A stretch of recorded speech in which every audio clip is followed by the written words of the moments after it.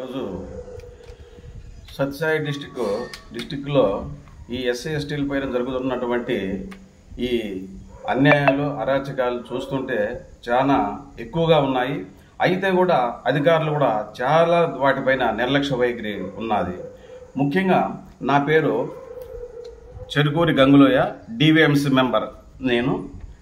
ఇప్పుడు ఈ హత్యలు జరిగితే హత్యలు కానీ ఎస్సీ ఎస్టీల పైన హత్యలు కానీ రేపులు కానీ జరిగినాయంటే దానికి అధ్యాయం 1 సెక్షన్ 4 రూల్ నెంబర్ 12 ప్రకారము మన AP government, Andhra Pradesh government ఇచ్చిండేది 95 GO ప్రకారము వారికి వెంటనే ఈ హత్య జరిగిన వెంటనే, అంటే పోస్ట్ మార్టం జరిగిన వెంటనే లేదా వితిన్ 1 వీక్ లోపల వారికి కాంపెన్సేషన్ 50% ఇవ్వాలి.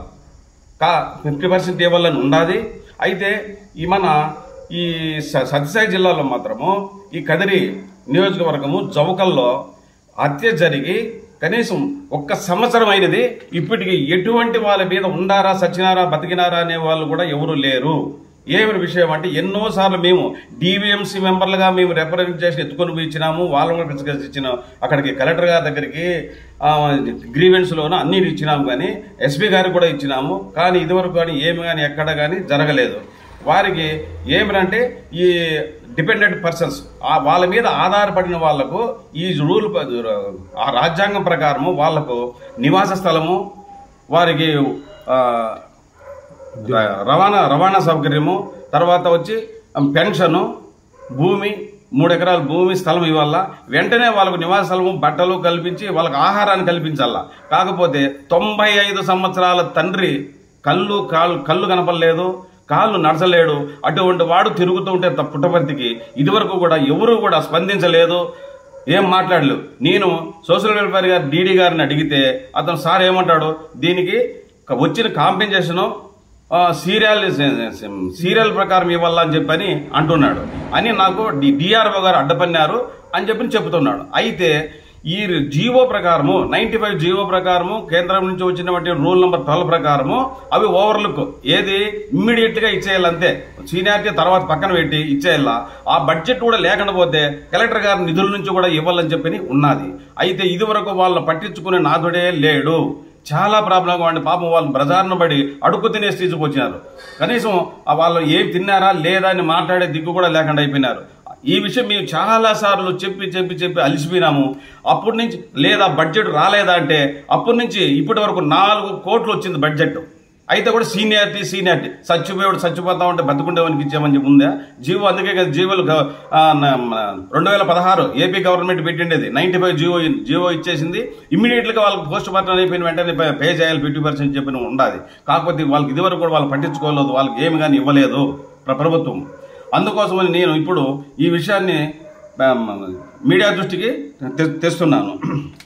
ఏమంటే భారత రాజ్యాంగాన్ని రాసిన భారత రాజ్యాంగ నిర్మాత, ప్రపంచ మేధావి, ఎంతో మంది ఎన్నో అగ్రరాజ్యాలు కూడా ఇప్పటికీ కూడా అతని బర్త్డేలో పొగుడుతుంటే కళాశాలలోన, పార్లమెంట్లోన, శాసనసభలోన పెట్టుకొని పొగుడుతూ ఉంటే, అయితే ఇక్కడ ఈ భారతదేశంలో ఎందుకో ఏమో పుట్టపర్తిలో ఇప్పటికి 3-4 సంవత్సరాల నుంచి మా రివ్యూ మీటింగ్లో కూడా ప్రతి డివిఎంసీ రివ్యూ మీటింగ్లో కూడా ప్రతి కలెక్టర్ గారిని అడుగుతున్నాము, ఆర్డీఓ గారిని అడుగుతున్నాము.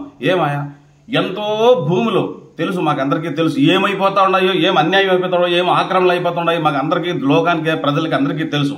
అయితే కూడా 2 ఎకరాలు అడిగినామంతే. 2 ఎకరాలు ఎందుకు? అతని భవనం, అంబేద్కర్ భవనము, లైబ్రరీ, తర్వాత వచ్చి అక్కడ ఈ విగ్రహానికి ఇమ్మని చెప్పి 2 ఎకరాలు అడుగుతూ ఉంటే దాన్ని ఎంత నిర్లక్ష్యం చేస్తుంటే, అంటే కేవలం ఎస్సీ ఎస్టీలు అనే ఉద్దేశంతోనే ఉండాలని చెప్పి మేము అభిప్రాయపడుతున్నాం ఇప్పటికీ కూడా. ఇది పైగా మన పుట్టపర్తి ఎటువంటిదంటే పిల్గ్రిమేజ్ సిటీ. ఎక్కడ విదేశాల నుంచి వచ్చి ఇక్కడ పర్యాటకులు వచ్చి పర్యటించి ఇక్కడ సేద తీర్చుకునే ప్రదేశం. ఇటువంటి ప్రదేశంలో ప్రపంచమంతా పొగుడుతున్నటువంటి అతని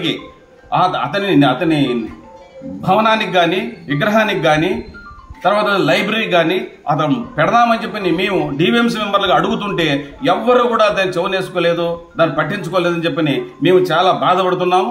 ఇది ఎస్సీ ఎస్టీల మీద కేవలం నిర్లక్ష్య వైఖరితోనే ఉండాలని కూడా మేము తెలియజేస్తున్నాం.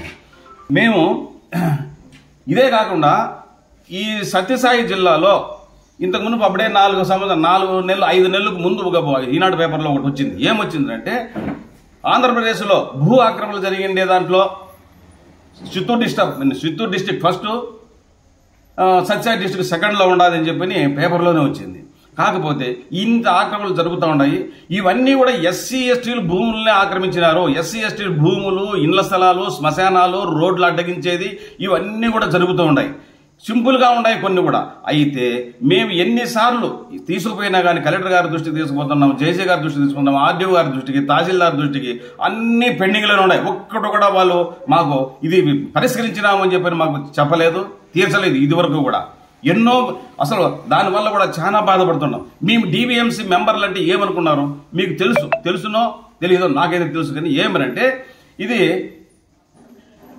1989 PO యాక్ట్ దాని కింద ఏమిటంటే the Gazette of India part 2 section 3/2లో అపాయింట్మెంట్ అయ్యే రాజ్యాంగ గెజెట్లో ఉండే మెంబర్స్ మేము.